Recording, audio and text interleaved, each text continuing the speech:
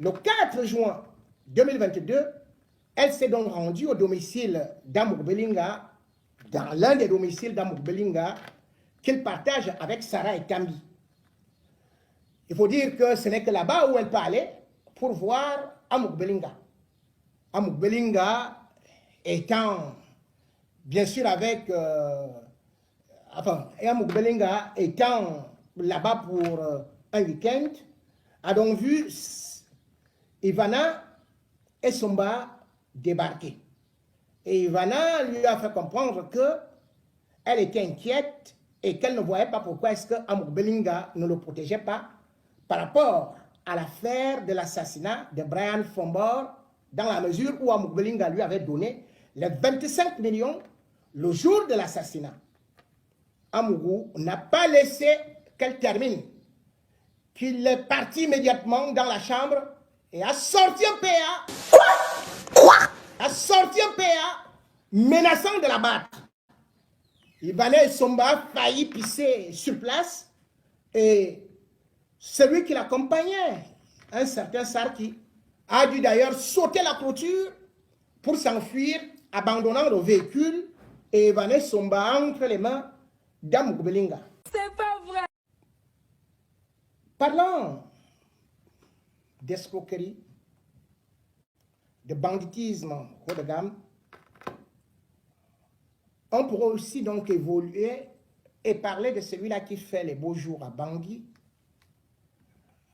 comme son ami qui nous disait qu'il avait Sim Airlines.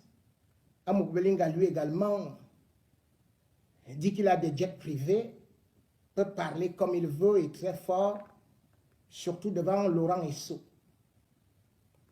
Et Amour Belinga a donc tout fait pour, une fois de plus, montrer jusqu'où ses bras étaient longs.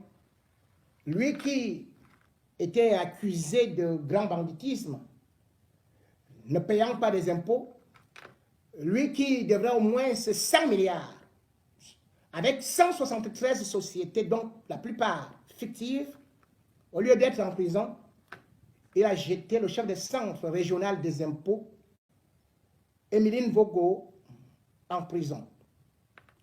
Il s'est servi, comme d'habitude, d'une juge aux ordres de son ami et chéri, Laurent Esso. Cette femme, convoquée tout comme d'autres qui pourtant ne faisaient que leur travail, a connu quelques jours à Kondengui. Et malgré l'appel des avocats à ce qu'elle obtienne la liberté conditionnelle, Amour Belinga a tout bloqué avec Laurent Esso. Sauf que cette fois-ci, il fallait donc un véritable bras de fer dans la mesure où Ferdinand Ngongo, secrétaire général à la présidence et ministre d'État jouissant de instructions hautes et de la signature depuis 2019, a appelé Laurent Esso le 3 juin 2022 pour libérer Dame Mvogo Emeline.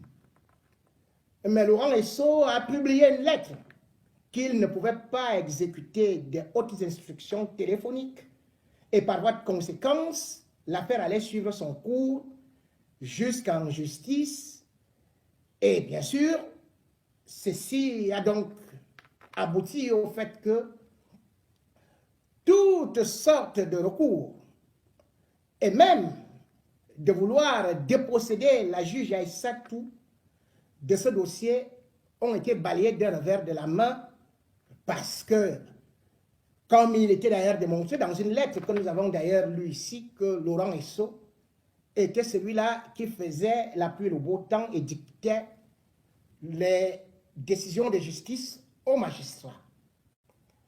Et dans la soirée de vendredi, tout a tourné à un véritable pugilat, puisque Ferdinand Ngongo a repris la même chose, disant à Laurent Esso de libérer cette dame, mais bien évidemment, Laurent Esso a discuté, se disant que ce n'est pas Paul Biya qui peut donner une telle instruction et qu'il ne pouvait pas s'exécuter. Il y a donc eu des voix qui se sont élevées jusqu'à ce que le secrétaire général de la présidence, ministre d'État, a menacé ouvertement une deuxième fois Laurent Esso en lui disant « Si tu n'exécutes pas, j'enverrai des militaires t'arrêter. » Et c'est là où Laurent Esso a pris peur, dans la mesure où, dans l'histoire, on apprend quand même aussi qu'il y a des détentions administratives. Que ce soit un préfet, on peut lui donner instruction d'arrêter même un ministre en fonction et de le jeter en prison. On en a souvent vu.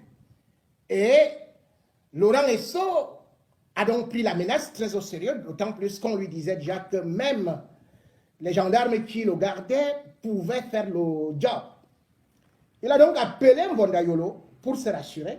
Et Mbondayolo lui a effectivement dit que c'est le boss, c'est-à-dire c'est Paul Biya, en dernier ressort, qui a donné instruction à ce que Dambogo et Méline soient libérés. Voilà comment est-ce que cette dame se retrouve donc en prison alors que la télévision d'Amugbelinga et tous ses journaux aidants, vibrant à l'unisson, parlaient d'escroquerie, de concussion, de corruption et de chantage, et qu'elle devait passer au moins ses 5 ans en prison, se retrouve finalement en liberté, en pleine nuit, et en train de festoyer dans sa maison. Une humiliation pour Jean-Pierre Amugbelinga, qui se croyait intouchable et qui surtout se disait que certainement, avec la justice, il pouvait mettre tout le monde au pas. Et sur le même pas, ayant constaté que les instructions venaient de cet homme qui, même étant vieillissant, agonisant, se souvient toujours comment est-ce qu'il faut faire pour humilier ses collaborateurs, eh bien, sur la même lancée, c'est le ministre des Finances qui, lui également, a adressé un courrier à Amugbelinga lui demandant de payer les impôts à 700 millions de francs CFA. Ces impôts, qui sont dus depuis 2017 selon la correspondance, ne concernent que Vision 4. C'est donc pour dire que l'enchevêtrement et surtout l'enchaînement, voulais-je dire, de tous ces événements montre que Amugbelinga est actuellement dans une situation terrible, agaçante, inquiétante. Et d'ailleurs, sur la même lignée, il a voulu faire le chantage en disant que, de toutes les façons, lui, il va fermer toutes ses entreprises parce qu'il emploie beaucoup de Camerounais et il va partir.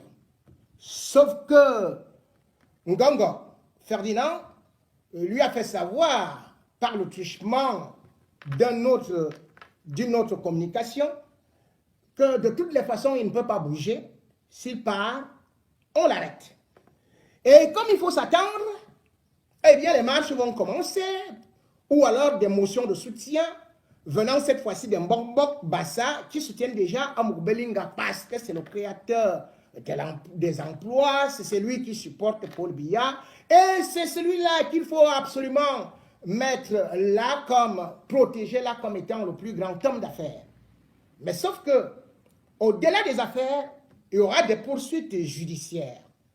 Parce que Laurent Esso ne pourrait pas continuer à protéger ad vitam aeternam Amugbelinga, qui est quand même mêlé à pas mal de choses. Et quand on parle de ces choses qui peuvent entraîner Amugbelinga dans des situations peu confortables, on peut évoquer aussi l'affaire Ivana Essomba. Effectivement, pendant que cette histoire est en train de faire du bruit, Ivana Essomba est aussi inquiète dans la mesure où son procès qui a été bloqué est en train de vouloir reprendre. Et elle est inquiète Le 4 juin 2022, elle s'est donc rendue au domicile d'Amour Belinga, dans l'un des domiciles d'Amour Belinga, qu'il partage avec Sarah Etambi. Il faut dire que ce n'est que là-bas où elle peut aller pour voir Amour Belinga. Amour Belinga étant, bien sûr, avec... Amour Belinga étant là-bas pour un week-end, a donc vu Ivana et Somba débarquer.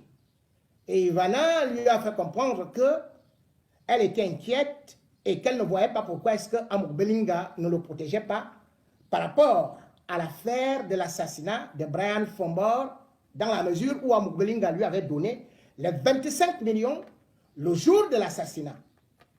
Amourou n'a pas laissé qu'elle termine, qu'il est parti immédiatement dans la chambre et a sorti un PA menaçant de la battre.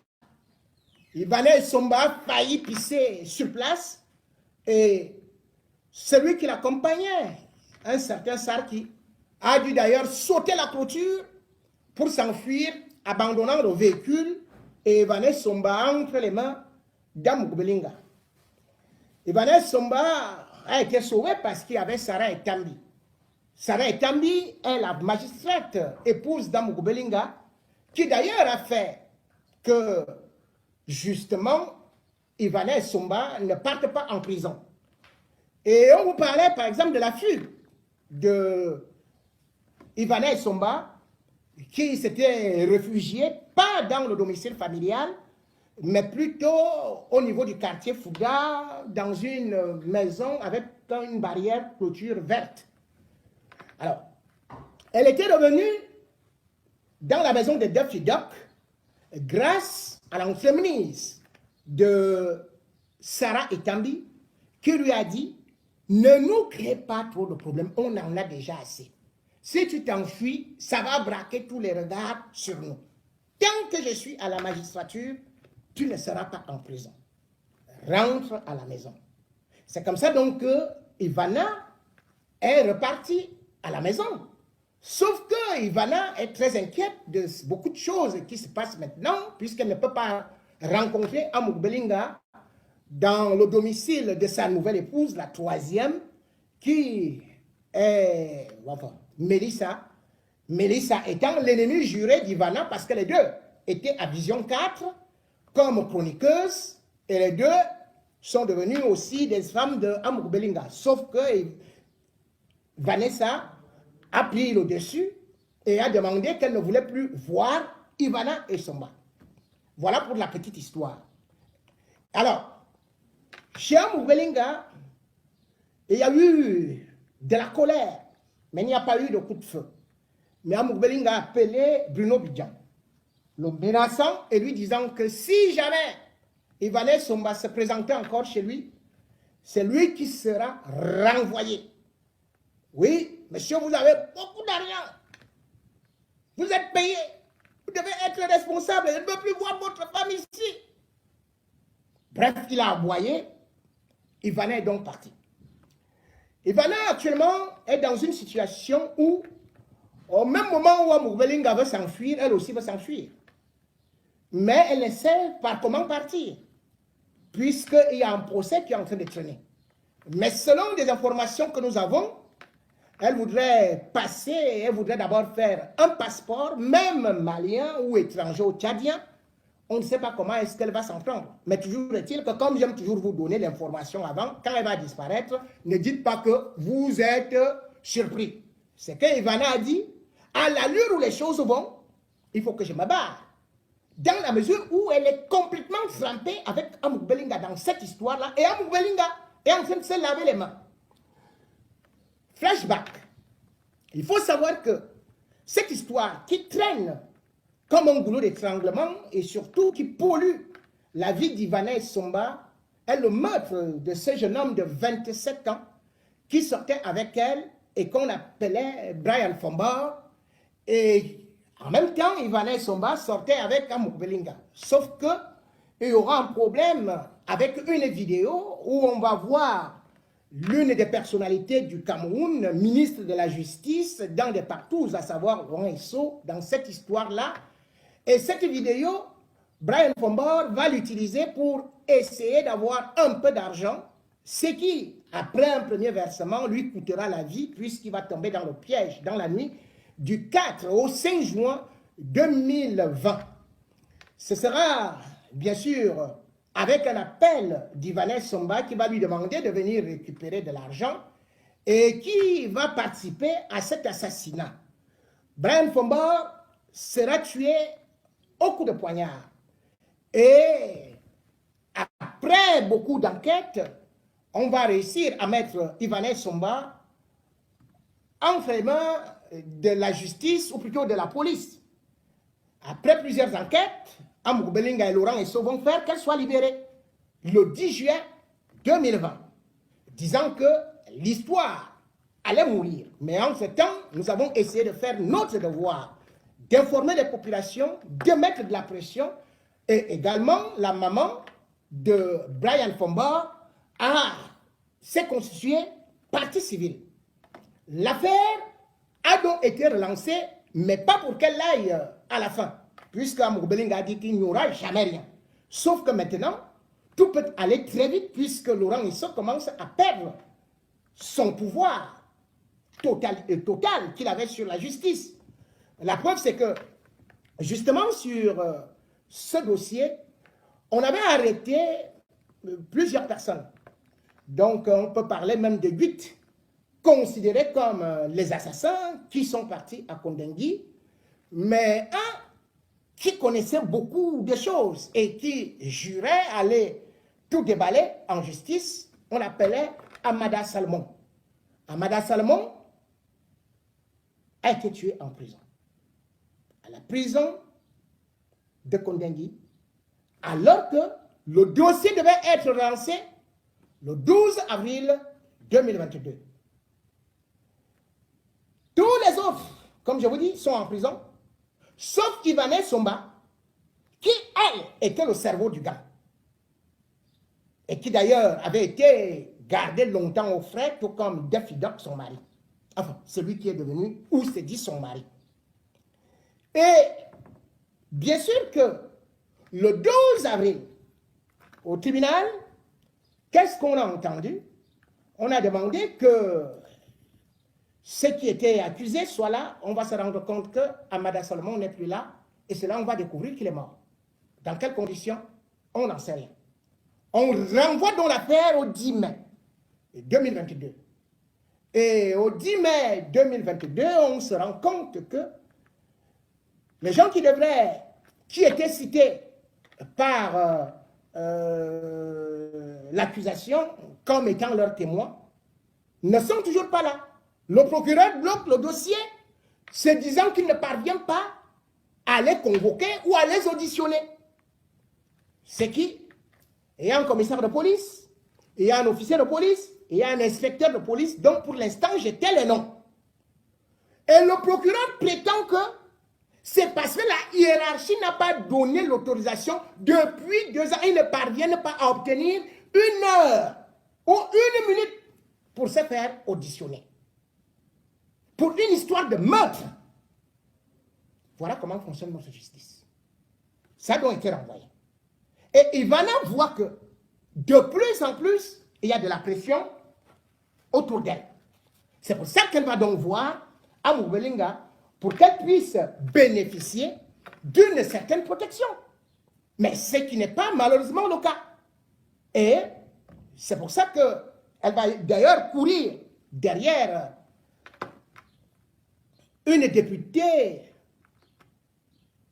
du PCRN.